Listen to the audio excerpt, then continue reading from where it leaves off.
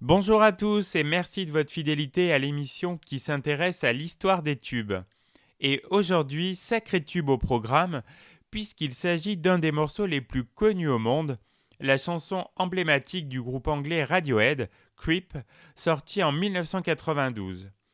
Pendant plusieurs années, la popularité du groupe de rock alternatif est restée très liée à ce premier single, à tel point que certains doutaient même que Radiohead puisse devenir autre chose que le groupe dont la chanson parle d'un type bizarre, comme l'a expliqué le chanteur Tom York.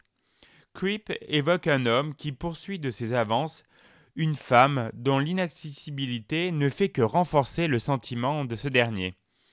La chanson a été écrite dans une stupeur alcoolique par York qui pensait qu'elle ne valait rien. Je ne l'aimais pas, a renchéri le guitariste Johnny Greenwood.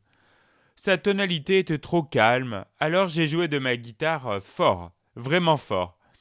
Cela a doté le morceau d'une explosion primaire avant le refrain qui s'est avéré essentiel pour son succès. Mais le succès mondial n'est venu qu'en 93 avec la réédition de l'album Pablo Une. Creep rencontre au départ peu de succès au Royaume-Uni, mais décolle aux États-Unis où il figure dans les 40 meilleures ventes. Les thématiques abordées sont donc celles du jeune homme qui se sent à part et qui a l'impression d'être amoureux sans l'espoir d'être aimé en retour.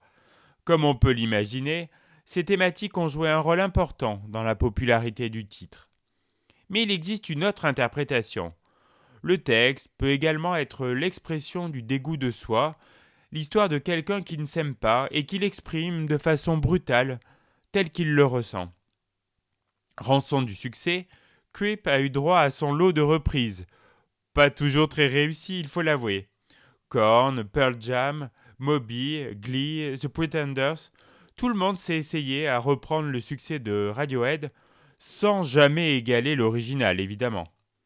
Le côté à la fois adolescent et intime de Creep a peut-être une part dans le hiatus entre le public, qui adore ce morceau presque intemporel, et le groupe qui voulait passer à autre chose et ne pas se cantonner à un seul et unique tube. D'ailleurs, le groupe s'est vengé. Fatigué de l'omniprésence de Creep, il ne la chante que rarement en concert depuis la fin des années 90.